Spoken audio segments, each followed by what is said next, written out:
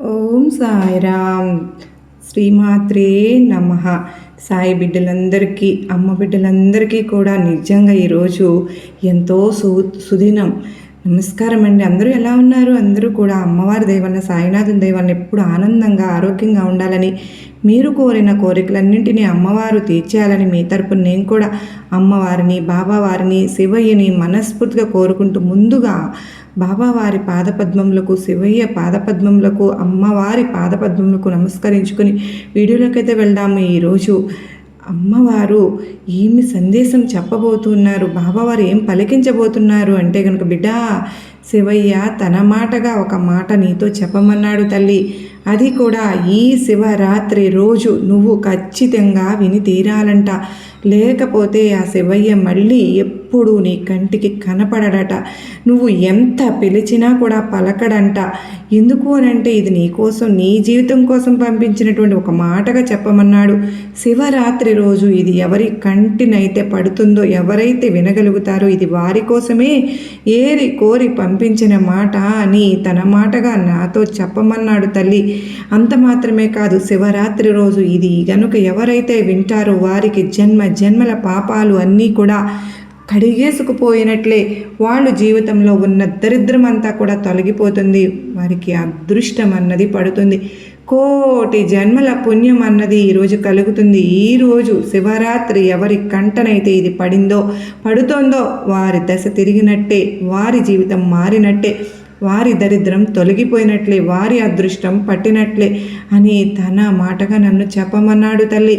మరి నేను నీ చెవిన వేస్తున్నాను, అది నువ్వు జాగ్రత్తగా అందుకుంటావా లేదా నిర్లక్ష్యంతో వదిలేసుకుంటావు, నీ ఇష్టం బిడ్డ. నిజంగా నువ్వు గనుక ఈ శుభవార్తను, మాటను వదులుకున్నావు అంటే నీ ఎంత దురదృష్టవంతురాలు ఇంకొకరు ఉండరు, జాగ్రత్త అంటూ ఈరోజు అత్యద్భుతమైన సందేశంతో మనం హెచ్చరిస్తూ ఉన్నారండి. ఇలా ఎందుకు అంటున్నారు? ఖచ్చితంగా విని తీరాలి కదా. మరి ఇది చాలా ముఖ్యమైన అటువంటి అపూర్వమైన, మళ్ళీ ఈ రోజు తప్పుకుంటే మళ్ళీ 1 year దాకా మనం ఎదురు చూడవలసి ఉంటుంది కనుక మనం ఎక్కడ కూడా వీడియోని స్కిప్ చేయకుండా జాగ్రత్తగా వినే ప్రయత్నం అయితే చేద్దామండి.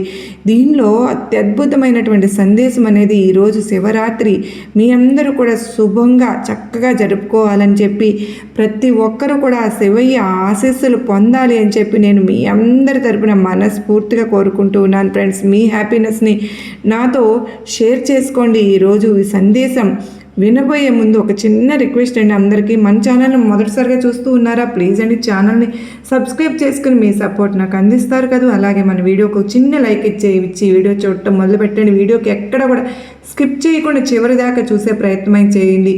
నచ్చినట్లయితే మీ ఫ్రెండ్స్కి, ఫ్యామిలీ మెంబర్స్కి కూడా తప్పకుండా షేర్ చేయండి. ఇక ఈ కామెంట్ సెక్షన్లో ఓం నమ శివాయ అని కామెంట్ పెట్టి వీడియోని చూడడం మొదలు పెట్టండి ఫ్రెండ్స్. మరి ఇక ఈరోజు సందేశం తెలుసుకుందామా బిడ్డ? ఏ జన్మలో ఏ పాపకర్మలు చేసావో తెలియదు, ఏ పుణ్యకర్మలు చేసావో కూడా తెలియదు. ఇప్పుడు నువ్వు పడుతున్న బాధలు, కష్టాలు ఏవైతే ఉన్నాయో అవి ఖచ్చితంగా నీ పూర్వజన్మ కర్మఫలాలే బిడ్డ.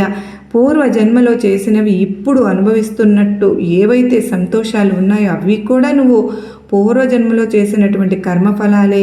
ఆ పుణ్యమే ఈ జన్మలో నీకు సంతోషాన్ని ఇస్తుంది. ఇలా మనిషి తన పాపకర్మల వల్ల, పూర్వజన్మ కర్మల వల్ల కష్టాలు, సుఖాలు అన్నవి అనుభవిస్తూనే ఉంటాడు. తెలుసో తెలియకో చేసినటువంటి అటువంటి తప్పులు, పొరపాట్లను నువ్వు దూరం చేసుకోవాలి. నీ జీవితం బాగుండాలి. నీ జీవితంలో ఉన్న పాపాలన్నింటినీ కూడా కడిగేసుకోవాలి. దరిద్రాలన్నింటినీ కూడా పోగొట్టుకోవాలి. కష్టాలన్నింటి నుంచి బయటపడాలి అని అనుకుంటే ఈరోజు శివయ్యే చెప్పబోతున్నటువంటి ఒక్క మాట వింటే చాలు తల్లి. జన్మల పాపాలు తొలగిపోయి కోటి జన్మల పుణ్యం వస్తుంది అని శివయ్య తన మాటగా చెప్పమన్నాడు బిడ్డ. మరి జాగ్రత్తగా విని నీ పాప కర్మలన్నింటినీ కడిగివేసుకో. నీ జీవితంలో ఉన్న దరిద్రం అంతటినీ తొలగించేసుకో. నీ జీవితంలో నవ్వులు పువ్వులు అన్నవి పూయించుకో. ఇలా ఇక ఈరోజు శివరాత్రి నీ జీవితం పూర్తిగా మారబోతుంది. అలా మారాలి అంటే ఇప్పుడు నువ్వు తప్పకుండా విని తీరాలి. వింటేనేనమ్మా నీ జీవితం అన్నది మారుతుంది. లేకపోతే ఎప్పటిలాగానే ఇప్పుడు నువ్వు ఏ పరిస్థితులు అయితే అనుభవిస్తూ ఉన్నావో అందులోనే ఉండిపోవాల్సి వస్తుంది. తల్లి, నా బిడ్డవు కనుక ఇలా బాధల్లో ఉండి అల్లాడిపోతూ ఉంటే నేను చూడలేను. అందుకే ఒక్క 2 నిమిషాలు విను తల్లి. అందుకోసమే నీకోసమే ఈ మాటను శివయ్య దగ్గర నుంచి తీసుకొచ్చాను అంటూ మీకు అందే సందేశం చిన్న కథ ద్వారా చెప్పడం మొదలుపెట్టారండి. తప్పకుండా మనం విని మురళికి చిన్నతనంలోనే తల్లిదండ్రులు గతించారు. అంటే ఆ గ్రామంలోని వారు ఎవరైతే దయతలిచి పెట్టిన ఆహారం తింటూ రాత్రి దేవాలయంలోనూ సత్రాలలోనూ వీధి అరుగున మీదనో నిద్రిస్తూ ఉండేవాడు మురళి. ఇలా 10 సంవత్సరాలు గడిచిపోయాయండి. ఆ గ్రామంలోని ఒక ధనికుడు అన్నవస్త్రాలను ఇచ్చి నెలకు 200 రూపాయలు వేతనం ఇస్తూ మురళిని తన పశువుల కాపరిగా నియమించుకుంటూ ఉంటాడు. ఇంకా ఆ రోజు నుంచి పశువుల్ని మేతకు తోలుకు వెళ్ళడం, ఆ ఇంటి వాళ్ళు పెట్టిన ఆహారాన్ని తింటూ పశువుల గొట్టంలో పడుకోవటం దినచర్య అయిపోయింది మురళికి. యథాప్రకారం పశువులను తోలుకుని అడవికి వెళ్ళాడు. ఒకరోజు సమీపంలోని నది ఒడ్డున తన ఒక చెట్టు కింద కూర్చుని హాయిగా పాటలు పాడుకుంటూ ఉంటాడు. ఆ సమయంలో ఒక పండితుడు ఆ మార్గం గుండా పోతూ ఆ చెట్టు వద్దకు వస్తాడు. నదిలో స్నానం చేసి తన వద్దనున్న సంచిలో నుంచి పొడి బట్టలు అవి తీసుకుని కట్టుకుని తడి బట్టలను మళ్ళీ ఆరవేసుకుని చెట్టు నీడున ఉపక్రమిస్తాడు. అంటే కళ్ళు మూసుకుని కాసేపు ధ్యానం చేసుకుంటాడు. ముక్కు కళ్ళు అన్నీ మూసుకుని ధ్యానం చేసుకున్న తర్వాత తన ధ్యానాన్ని ముగించుకొని తన బట్టలను ఏదైతే ఉన్నాయో అవన్నీ మడతలు పెట్టుకుని ప్రయాణానికి మళ్ళీ సిద్ధమవుతాడు. అవన్నీ గమనిస్తూ ఉంటాడు మురళి. ఆ పశువులు కాపరి పండితుడిని సమీపించి నమస్కరించి, అయ్యా మీరు ఎవరు, ఎక్కడి నుంచి ఎక్కడికి వెళ్తున్నారు, మీరు ఇంతవరకు కళ్ళు మూసుకుని ఏం చేశారు, కాస్త నాకు కూడా వివరంగా చెప్పండి, నా సందేహం తీర్చండి అని అడుగుతాడు. అందుకు ఆ పండితుడు మురళిని తేరిపార కింద నుంచి పైకి చూసి భగవత్ అనుగ్రహం కలుగుగాక అంటూ ఆశీర్వదిస్తాడు. అతడు వినయ విధేయతలతో చాలా నచ్చాయి అతనికి, ఆ పండితునికి. దేవుణ్ణి నేను చూశాను, అది కూడా నీతో కలిసి దేవుడు నీతో మాట్లాడుతున్నట్లు అని చెప్పి నేను వేరే ఊరికి వెళ్తూ ఉన్నాను, అక్కడ నాకు చాలామంది శిష్యులు ఉన్నారు అని చెప్పి తను కళ్ళు మూసుకుని దేవుణ్ణి చూశాను అని చెప్పి ఆ పండితుడు మురళితో చెప్తూ వెళ్ళిపోతాడనమాట. పండితుడు వెళ్ళిపోయిన తర్వాత అటే చూస్తా మురళి అనుకుంటాడు, ఉండిపోతాడు. అలాగా దేవుని చూడాలని ఆశ కలుగుతుంది, కోరిక కలుగుతుంది. వెంటనే తను కూడా నది ఒడ్డుకు పరిగెత్తి కట్టుకున్న బట్టలు విప్పేసి గట్టును పెట్టేసి నదిలో స్నానం చేసేసి తిరిగి వచ్చాడు. ఒళ్ళు తుడిచేసుకుని ఆ బట్టలనే మళ్ళీ ధరించి కళ్ళు మూసుకొని చెట్టు నీడను కూర్చుంటాడు. కూర్చోగానే దేవుడు కనిపిస్తాడేమో అనుకుంటాడు మురళి. కానీ అలా భావించిన మురళికి తన నమ్మకం ఒమ్మయింది. కళ్ళు ముక్కు మూసుకోవడంలో ఏదైనా లోపం ఉందేమో, నేనేమైనా లోపం చేస్తున్నానేమో, సరిగ్గా మూసుకోలేదేమో అని ఒకసారి గట్టిగా మూసుకుంటాడు. చీకటి తప్ప ఏమీ లేదు, ఏమీ కనపడదు. అయినా సరే పట్టుబట్టి కూర్చుంటాడు. కాసేపటికి ఊపిరాడక ప్రాణం పోయే స్థితికి వచ్చేస్తాడు. ప్రాణం పోయే స్థితి ఎదురైపోయింది. జగత్తంతటినీ సర్వాంతర్యాన్ని గమనిస్తున్నటువంటి ఆ శివయ్యకు పశువుల కాపరి విషయం తెలియకుండా పోతుందా? ఈ పశువుల కాపరిని గమనించకపోతాడా? కానీ గమనిస్తూనే ఉన్నాడు. చిన్నపిల్ల చేష్టలు ముద్దుగా ఉంటాయి. మురిసిపోతున్నాడు, నవ్వుకుంటున్నాడు. ఎంత అమాయకంగా నన్ను చూడాలని పట్టుకుని కూర్చున్నాడు. కళ్ళు ముక్కు చెవులు అన్నీ బలవంతంగా గట్టిగా మూసేసుకుని నా కోసమే తపస్సు చేస్తున్నాడు, ధ్యానం చేస్తున్నాడు అంటూ మురిసిపోతున్నాడు శివయ్య.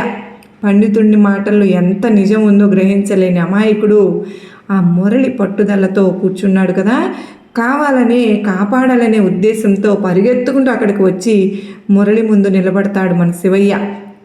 నిలబడి, బాలకా, దైవ దర్శనం కోసం పట్టుదలతో కూర్చున్న నీ కోరికను తీర్చడానికి నేను వచ్చాను, కళ్ళు తెరిచి చూడు అంటూ దివ్య హస్తాన్ని మురళి తలపై ఉంచుతాడు శివయ్య.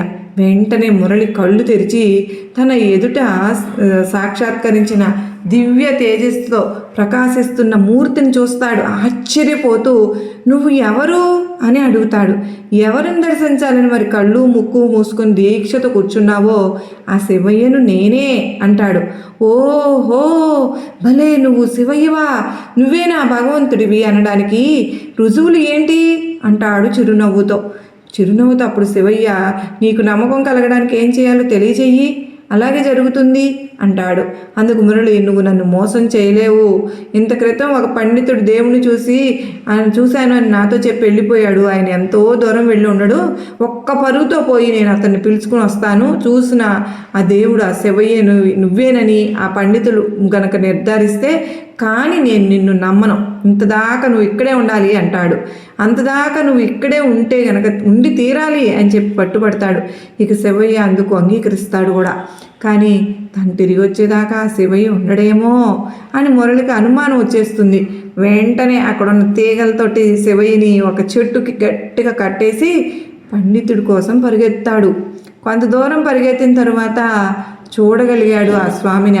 ఆ మురళి, ఆగండి స్వామి, ఆగండి, మీరు వెళ్ళాక శివయ్య వచ్చాడు. నాకు అతడే శివయ్య అని నమ్మకం కలగక ఆయన చెట్టుకు కట్టేసి వస్తున్నాను. నాతో వచ్చి మీరు చూసిన ఆ దేవుడు ఆ శివయ్య ఆయన కాదు. అవును, మీరు తెలపండి, అవునో కాదో మీరే చెప్పండి అంటూ వెలుగెత్తి పిలుస్తాడు. తనని పిలుస్తూ పశువుల కాపరి రావడం చూసిన పండితుడు చూస్తాడు. అతన్ని చూసి తన దగ్గర ఉన్న సంచిని దొంగిలించడానికి ఏదో నెపంతో వస్తూ ఉన్నాడేమో అని చెప్పి సందేహపడతాడు.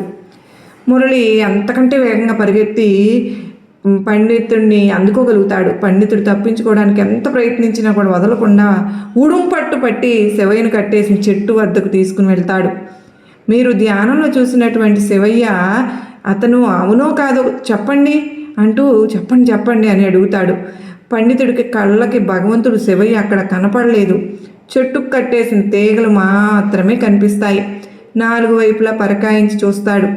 శివయ్య ఎక్కడ ఉన్నాడు అని పండితుడు అడుగుతూ ఉంటాడు. ఎక్కడా, భగవంతుడు ఎక్కడా, శివయ్య ఎక్కడా అంటూ అప్పుడు మురళి నవ్వుతూ, ఏంటి స్వామి, పగటివేళ తెల్లటి ఆవుల్ని గుర్తించిన మీరు అమావాస్య చీకట్లో నల్లని దొన్నలను గుర్తించగలరు. కళ్ళ ఎదుట ఉన్న భగవంతుడినే శివయ్యనే గుర్తించట్లేదా? మీరు కనిపించటం లేదా? అదిగో చూడండి, ఆ చెట్టుకు తీగలతో కట్టేశాను. మీరు చూసిన భగవంతుడు ఆయనో కాదో తేల్చి నాకు చెప్పండి. మీ దారిని మీరు వెళ్ళండి. ఆ పండితుడు మురళిని త్వరగా వదిలించుకుని వెళ్ళిపోవాలని ఉద్దేశంతో అతనికి శివయ్య కనిపించకపోయినా కూడా చెట్టుకు కట్టివేయబడినటువంటి శివయ్యను తాను చూశాను అని తను కలలో చూసినటువంటి ఆ దేవుడు ఈ శివయ్య అని అబద్ధం చెప్పి తన దారిని తాను వెళ్ళిపోతాడు. అప్పుడు మురళి శివయ్యకు కట్టిన కట్లను విప్పి సాష్టాంగ నమస్కారం చేస్తాడు. అప్పుడు శివయ్య ఎలా అన్నాడు, ఇట్లా అంటాడు, బాలక, నన్ను పూర్తిగా నమ్మినందుకు నీకు దర్శనం ఇచ్చాను. ఆ పండితుడు భక్తుడు కాడు, నా పట్ల పరిపూర్ణ విశ్వాసం లేనివాడు. అతగానికి కూడా నేను ఎన్నడూ కనిపించలేదు. ధ్యానంలో నన్ను చూశాను అని అబద్ధం చెప్పాడు. ఇప్పుడు కూడా నీకు మాత్రమే కనిపించాను, ఆ పండితుడికి కనిపించలేదు అని చెప్పాడు. నేను కనిపించానని చెప్పడం కూడా అంత అబద్ధమే. అతడు పచ్చి మోసగాడు. నువ్వు నన్ను చూశావు, నా దర్శనం చేసుకున్న వారిని ఉత్త చేతులతో పంపను కనుక నీకు ఏం వరం కావాలో కోరుకో అని అంటాడు శివయ్య. దేవాది దేవా, నేను ధన్యుణ్ణి. నేను స్నానం చేసి ధ్యానంలో కూర్చుంటే మీరు కనపడాలని కోరుకుంటున్నాను, అనుగ్రహించండి.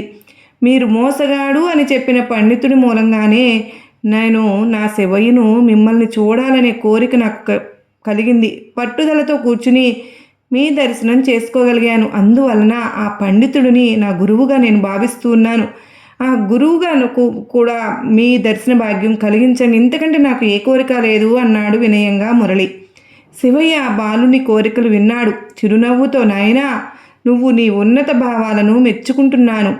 లోకంలో గురువు వల్ల శిష్యుడు తరించడం చూస్తున్నాను. అందుకు భిన్నంగా నీ వల్ల నీ గురువు తరించాడు. అతనికి నా పట్ల భక్తి శ్రద్ధలు లేకపోయినప్పటికీ నీ కోరిక ప్రకారం సద్గతిని ప్రసాదిస్తున్నాను.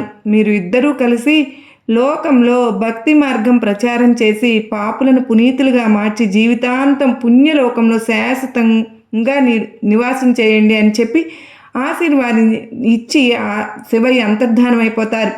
శివయ్య అక్కడ పండితుడు ఒకరోజు స్థానంలో కూర్చున్నాడు. ధ్యానంలో శివయ్య దివ్య మంగళ విగ్రహం కనులారా అనుభవించాడు. ఆ గురువు తనకు భగవద్ దర్శనం కలగడానికి గల కారణం పశువుల కాపరి మురళీననే శివయ్య వాళ్ళని తెలుసుకుని ఆ పిల్లవాడిని కలుసుకునే నిమిత్తం బయలుదేరతాడు.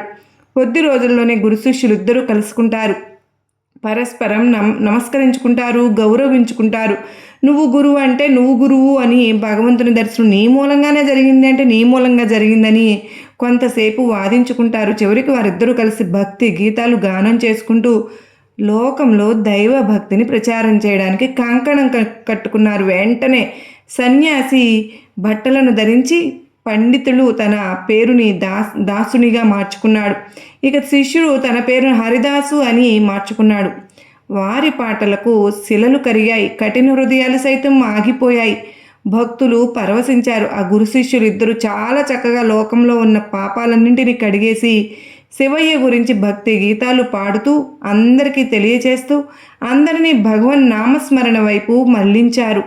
ఇలా శివయ్య కథ చెప్పడం ఆపిన తర్వాత అమ్మ, తల్లి చూసావు కదా, ఎంత నిర్మలమైన మనస్సుతో, ఎంత నిష్కలమైన మనస్సుతో నువ్వు భగవంతుని పిలుస్తావో.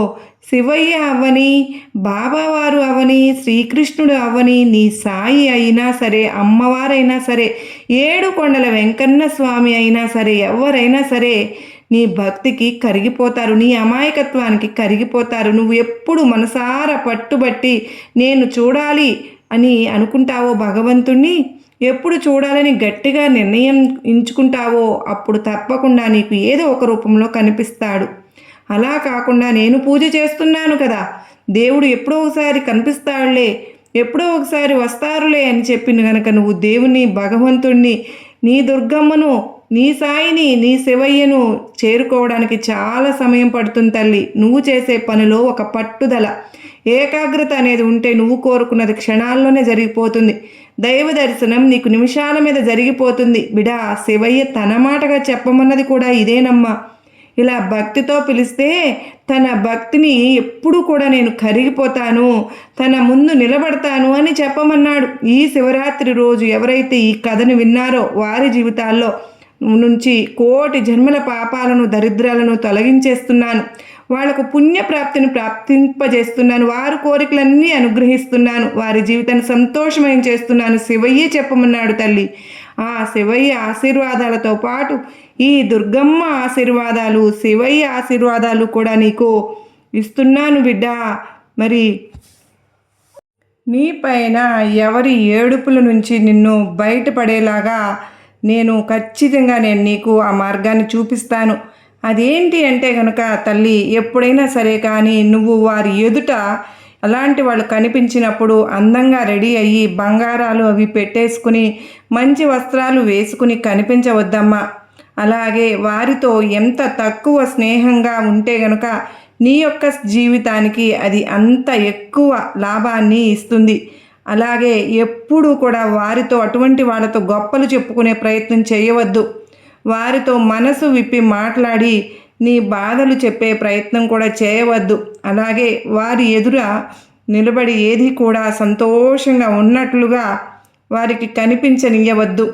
ప్రతిరోజు కూడా రాత్రి పడుకునేటప్పుడు నిప్పుతోటిగా, అంటే అగ్ని ఉంటుంది కదా, దాంతో నువ్వు దిష్టి తీసుకుని వేసుకోవాలి. అలాగే ముఖ్యంగా ఎప్పుడైనా సరే బయటకు వెళ్ళేటప్పుడు మాత్రం నువ్వు అరికాల్లో కాటికి చుక్క పెట్టుకోవడం కూడా, ఒక చిన్న పచ్చటి నిమ్మకాయను నీ యొక్క హ్యాండ్ బ్యాగ్లో కానీ నీ యొక్క జేబులో కానీ వేసుకుని మళ్ళీ నువ్వు ఇంటికి తిరిగి వచ్చే వరకు కూడా అది నిమ్మకాయతోటి ఎడమ వైపును 3 సార్లు, కుడివైపు చేతి వైపు 3 సార్లు తలపై భాగంలో తిప్పుకుని ఆ నిమ్మకాయను దూరంగా విసిరి పడేసి కాళ్ళు, చేతులు, మొహము కడుక్కుంటే లోపలికి రావాలి.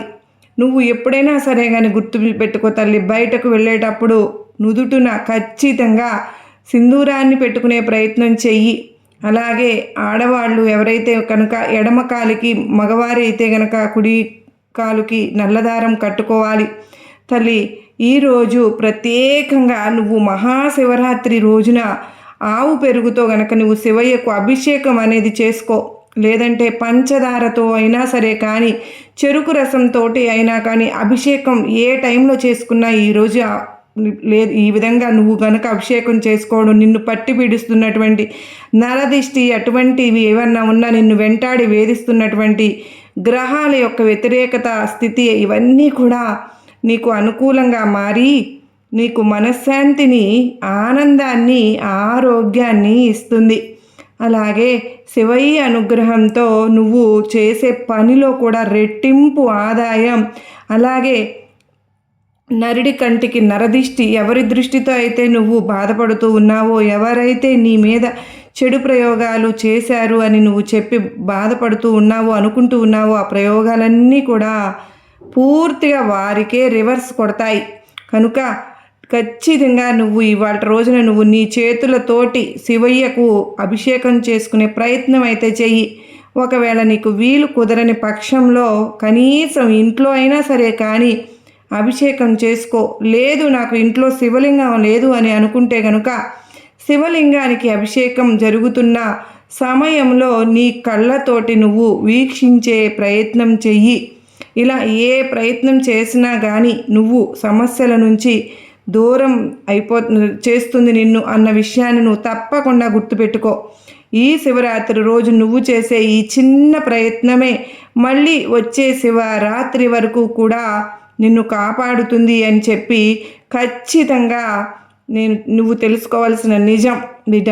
ఈ యొక్క రహస్యము అంటే నువ్వు ఎవరి బాధ అంటే ఎవరి యొక్క ఘోష వల్ల ఏడుస్తూ ఉన్నావో, ఎవరి యొక్క దృష్టి చూపుల వల్ల నరక ఈ వేదనని అనుభవిస్తూ ఉన్నావో, ఈ సమస్యలన్నింటికీ కూడా కారణం ఎవరో నువ్వు ఎవరితో చెప్పుకోవాల్సిన అవసరం అయితే లేదు తల్లి. నీ మనస్సాక్షికి తెలుసు కనుక నువ్వు అది రహస్యంగా ఉంచుకుని మనసులో ఉండే చెడు ఆలోచనలన్నింటినీ కూడా బయట పడవేసి మనసుని ఎప్పటికప్పుడు ప్రశాంతంగా ఉంచుకునే ప్రయత్నం చెయ్యి. శివయ్య నీకు తీర్పు ఇచ్చాడు. ఇక నుంచి నీకు జీవితంలో నువ్వు పడే ప్రతి కష్టము కానీ దూరమైపోయి నీకు నీ జీవితం ఆనందం ఉంటుంది. అలాగే దూరమైపోయిన నీ జీవితం ప్రతి సమస్యకు మౌనమే సమాధానం ఇస్తుంది అన్న నిజాన్ని నువ్వు తెలుసుకో చాలు అని చెప్పి ఈరోజైతే మనకు అత్యద్భుతమైన చక్కటి సందేశాన్ని అందించారు కదండి. మరి ఈ సందేశం ఎంతో గొప్ప ఆంతర్యం ఉంది, మనం అర్థం చేసుకోవాలి. కానీ మరి ఈ సందేశం మీ అందరికీ కూడా గొప్ప నమ్మకాన్ని, ధైర్యాన్ని కలిగించింది, నచ్చింది, అర్థమైంది అని చెప్పే నేను కూడా అనుకుంటూ ఉన్నాను. ఈ మహాశివరాత్రి రోజు ఏ చిన్నది చేసుకున్నా కూడా పుణ్యప్రదమండి, ఎంతో గొప్ప ఫలితాన్ని అందిస్తుంది మనకు. నిజంగా ఈరోజు నేను కూడా మా ఇంట్లో ఈ విధంగా చక్కగా చేసుకున్నాను. శివయ్యకు అభిషేకం చేసుకుని చక్కగా అలంకరించుకొని మీరైతే చూస్తూ ఉన్నారు కదండి, లైవ్ దర్శనం అన్నమాట. చక్కగా నేను ఈరోజు ఈ విధంగా చేసుకున్నాను. మీ అందరికీ కూడా శివయ్య ఆశీస్సులు, ఆశీర్వాదాలతో పాటు ఆ శివయ్య అనుగ్రహంతో మీరు కోరిన కోరికలు అన్నీ కూడా ఈ శివరాత్రి రోజు తీరిపోవాలని చెప్పి మీ అందరి తరపున నేను కూడా మనస్ఫూర్తిగా ఆ శివయ్యను వేడుకుంటూ ఉన్నానండి. మనపైన, మన కుటుంబ సభ్యులందరిపైన కూడా ఆ శివయ్య అనుగ్రహం ఉండాలి అని చెప్పి సాయినాథుని తరపున మీ అందరూ కూడా అమ్మవారికి, బాబావారికి, అమ్మవారికి, శివయ్యకు, శివ పార్వతుల అనుగ్రహం మనకు ఉంటే ఇంకా ఏం కావాలి? జీవితంలో వెనక్కి తిరిగి చూసుకోవాల్సిన అవసరం అయితే ఉండదు. మరి ఈరోజు ప్రతి ఒక్కరూ కూడా నామస్మరణతో ఈ రోజంతా గడపాలని చెప్పి ఆ శక్తిని, ఆ ఉపవాసాలు అంటే అవన్నీ కాదండి. ఉపవాసము అంటే శివయ్యకి దగ్గరగా ఉండడమే అని మనందరము తెలుసుకున్నాం. కనుక ప్రతి ఒక్కరూ ఈరోజు ఆ సమయాన్ని, ప్రతి ఒక్క సెకండ్ని కూడా శివయ్య నామస్మరణలో ఓం నమః శివాయ, ఓం నమః శివాయ అని శివయ్యను పిలుస్తూ ఈరోజు ప్రతి ఒక్కరూ కూడా సంతోషంగా ఉండాలి అని చెప్పి మనస్ఫూర్తిగా కోరుకుంటున్నాను. మీకు ఈ వీడియో నచ్చింది అనుకున్న వాళ్ళు, ప్రతి ఒక్కళ్ళు అర్థమైంది అని చెప్పి అనుకున్న వాళ్ళు ప్రతి ఒక్కరూ ఈ వీడియోకి ఒక లైక్ అయితే ఇవ్వండి. లైక్ ఇచ్చిన వెంటనే హైప్ అనేది వస్తుందండి, హైప్ ఇవ్వండి. కామెంట్ సెక్షన్లో ఓం నమః శివాయ అని కామెంట్ పెట్టడం మాత్రం మర్చిపోవద్దు ఫ్రెండ్స్. సర్వే జనా సుఖినో భవంతు.